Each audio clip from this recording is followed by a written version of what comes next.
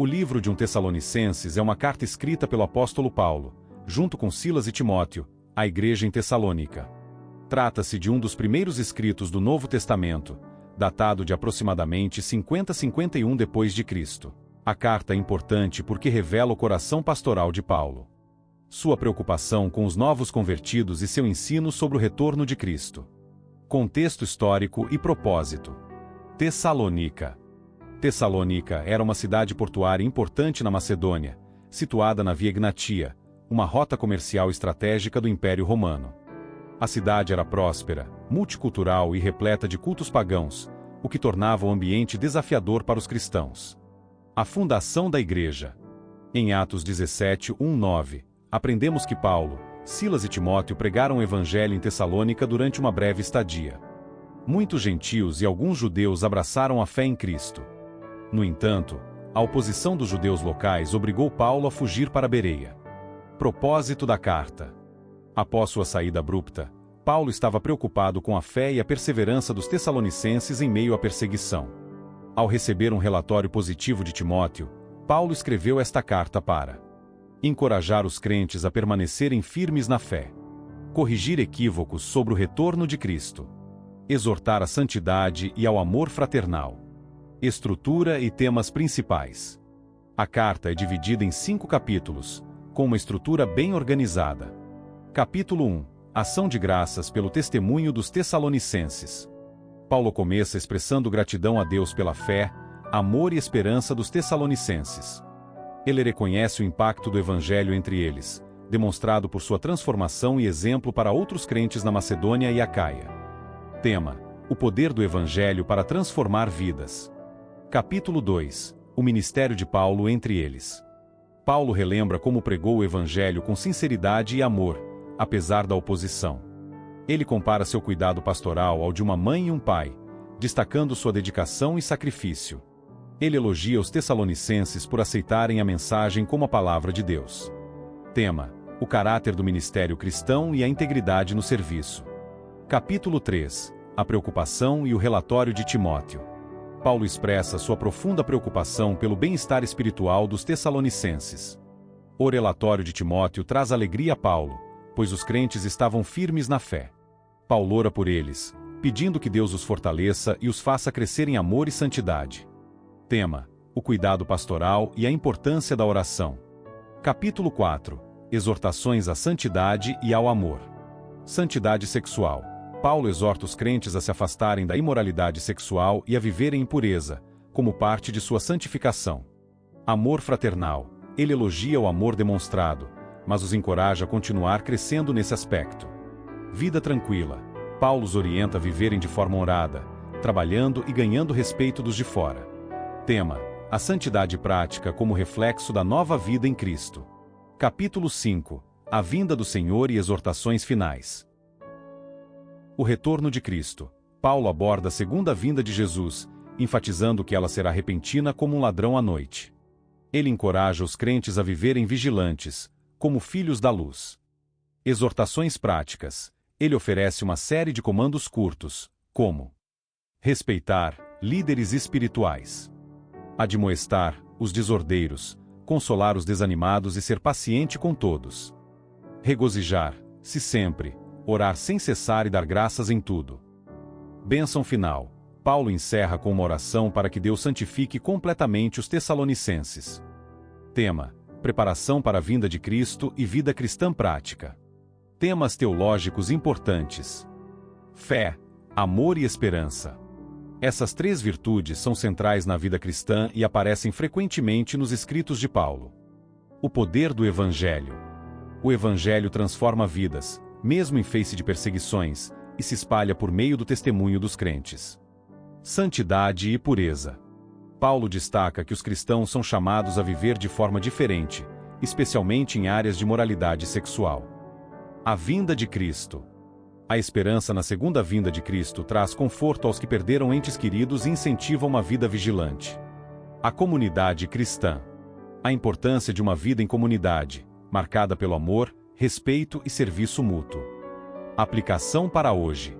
Firmeza na fé em meio às provações. Assim como os tessalonicenses enfrentaram perseguição, os crentes de hoje são chamados a permanecer firmes e a confiar no poder do Evangelho. Vigilância para a volta de Cristo. Embora ninguém saiba o dia ou a hora, os cristãos são exortados a viver em santidade, preparados para o retorno de Jesus. Pureza sexual e santificação. A mensagem de Paulo sobre santidade é relevante em uma cultura que muitas vezes normaliza a imoralidade. Vida comunitária. A exortação de Paulo a respeitar líderes, ajudar os fracos e ser paciente aplica-se às igrejas modernas, promovendo unidade e harmonia. Conclusão. 1 Tessalonicenses é uma carta profundamente pastoral que combina encorajamento, correção e ensino teológico. Ela continua a inspirar os crentes a viverem vidas santas, repletas de amor e esperança na vinda de Cristo. Suas mensagens sobre a transformação do Evangelho, a pureza e a vigilância espiritual permanecem essenciais para a igreja contemporânea. Capítulo 1. Paulo, e Silvano, e Timóteo, a igreja dos Tessalonicenses em Deus, o Pai, e no Senhor Jesus Cristo. Graça e paz tenhais de Deus nosso Pai e do Senhor Jesus Cristo. Sempre damos graças a Deus por vós todos, fazendo menção de vós em nossas orações. Lembrando-nos sem cessar da obra da vossa fé, do trabalho do amor, e da paciência da esperança em nosso Senhor Jesus Cristo, diante de nosso Deus e Pai. Sabendo, amados irmãos, que a vossa eleição é de Deus. Porque o nosso Evangelho não foi a vós somente em palavras, mas também em poder, e no Espírito Santo, e em muita certeza, como bem sabeis quais fomos entre vós, por amor de vós. E vós fostes feitos nossos imitadores, e do Senhor, recebendo a palavra em muita tribulação, com gozo do Espírito Santo. De maneira que fostes exemplo para todos os fiéis na Macedônia e Acaia. Porque por vós soou a palavra do Senhor, não somente na Macedônia e Acaia, mas também em todos os lugares a vossa fé para com Deus se espalhou. De tal maneira que já dela não temos necessidade de falar coisa alguma. Porque eles mesmos anunciam de nós qual a entrada que tivemos para convosco, e como dos ídolos vos convertestes a Deus, para servir o Deus vivo e verdadeiro. E esperar dos céus a seu Filho, a quem ressuscitou dentre os mortos, a saber, Jesus, que nos livra da ira futura. Capítulo 2. Porque vós mesmos, irmãos, bem sabeis que a nossa entrada para convosco não foi vã. Mas, mesmo depois de termos antes padecido, e sido agravados em Filipos, como sabeis, tornamo-nos ousados em nosso Deus, para vos falar o Evangelho de Deus com grande combate. Porque a nossa exortação não foi com engano, nem com imundícia, nem com fraudulência. Mas, como fomos aprovados de Deus para que o Evangelho nos fosse confiado, assim falamos, não como para agradar aos homens, mas a Deus, que prova os nossos corações. Porque, como bem sabeis, nunca usamos de palavras lisonjeiras, nem houve um pretexto de avareza. Deus é testemunha.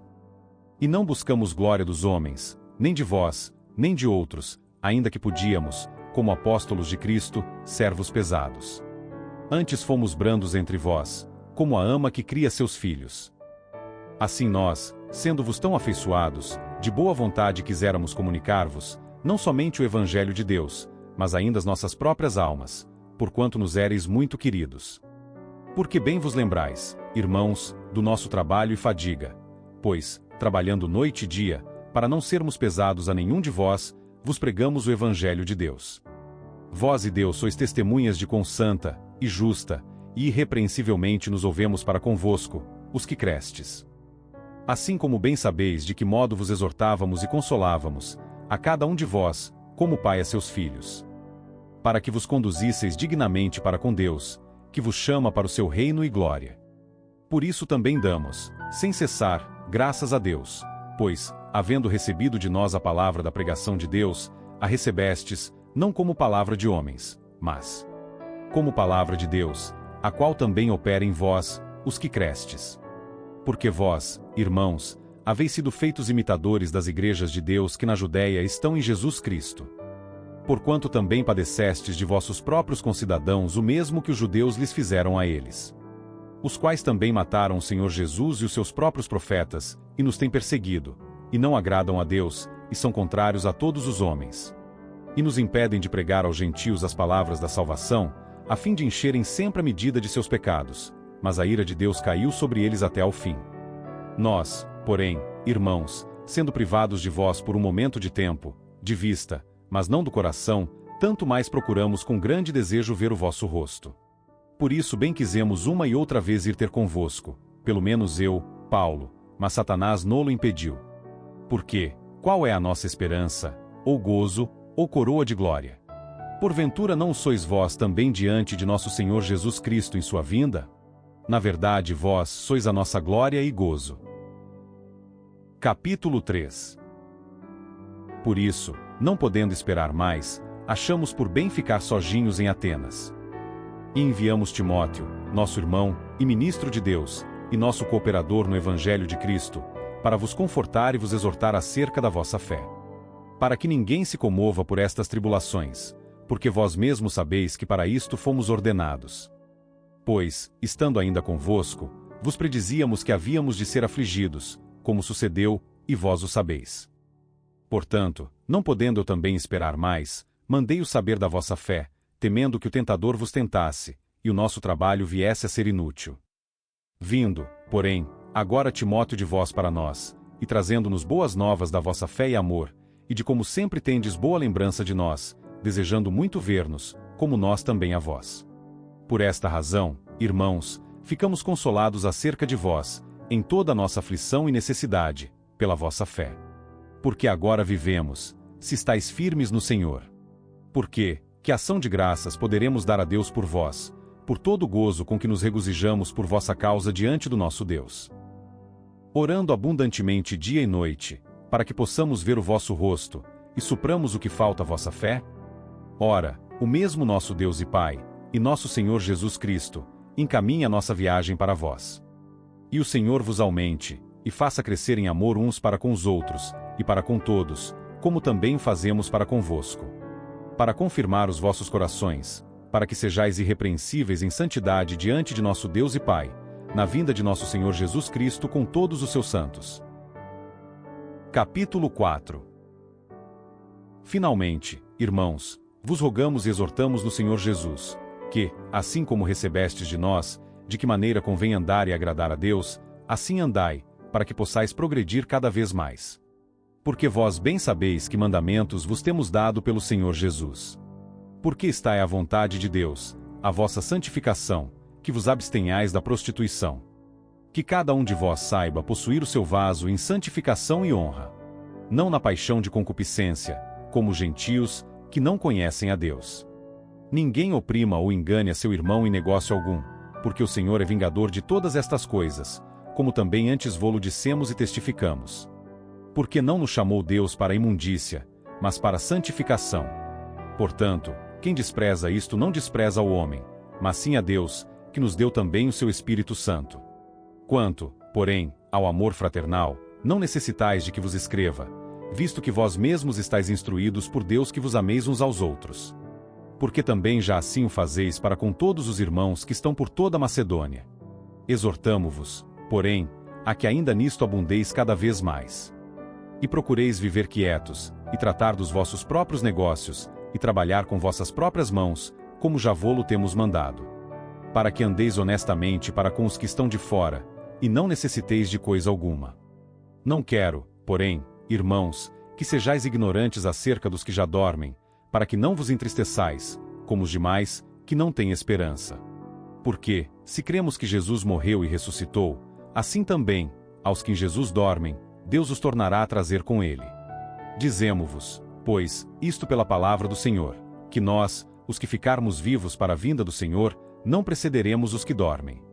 Porque o mesmo Senhor descerá do céu com alarido, e com voz de arcanjo, e com a trombeta de Deus, e os que morreram em Cristo ressuscitarão primeiro. Depois nós, os que ficarmos vivos, seremos arrebatados juntamente com eles nas nuvens, a encontrar o Senhor nos ares, e assim estaremos sempre com o Senhor. Portanto, consolai-vos uns aos outros com estas palavras. Capítulo 5. Mas, irmãos, acerca dos tempos e das estações, não necessitais de que se vos escreva. Porque vós mesmos sabeis muito bem que o dia do Senhor virá como ladrão de noite. Pois que, quando disserem, a paz e segurança, então lhe sobrevirá repentina destruição, como as dores de parto àquela que está grávida, e de modo nenhum escaparão. Mas vós, irmãos, já não estáis em trevas, para que aquele dia vos surpreenda como um ladrão. Porque todos vós sois filhos da luz e filhos do dia, nós não somos da noite nem das trevas. Não durmamos, pois, como os demais, mas vigiemos, e sejamos sóbrios.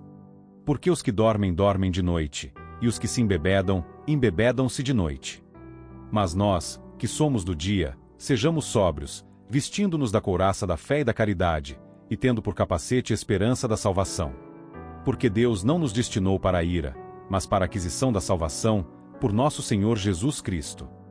Que morreu por nós, para que, quer vigiemos, quer durmamos, vivamos juntamente com Ele. Pelo que exortai-vos uns aos outros e edificai-vos uns aos outros, como também fazeis. E rogamo-vos, irmãos, que reconheçais os que trabalham entre vós e que presidem sobre vós no Senhor, e vos admoestam. E que os tenhais em grande estima e amor, por causa da sua obra. Tende paz entre vós. Rogamo-vos também, irmãos, que admoesteis os desordeiros, consoleis os de pouco ânimo, sustenteis os fracos, e sejais pacientes para com todos. Vede que ninguém dê a outrem mal por mal, mas segui sempre o bem, tanto uns para com os outros, como para com todos. Regozijai-vos sempre. Orai sem cessar. Em tudo dai graças, porque está à vontade de Deus em Cristo Jesus para convosco. Não extingais o Espírito. Não desprezeis as profecias. Examinai tudo. Retende o bem. Abstende-vos de toda aparência do mal. E o mesmo Deus de paz vos santifique em tudo, e todo o vosso espírito e alma, e corpo, sejam plenamente conservados irrepreensíveis para a vinda de nosso Senhor Jesus Cristo. Fiel é o que vos chama, o qual também o fará. Irmãos, orai por nós. Saudai a todos os irmãos em ósculo santo. Pelo Senhor vos conjuro que esta epístola seja lida a todos os santos irmãos. A graça de nosso Senhor Jesus Cristo seja convosco. Amém. Obrigado por assistir nosso vídeo. Considere se inscrever em nosso canal e compartilhe sua opinião nos comentários.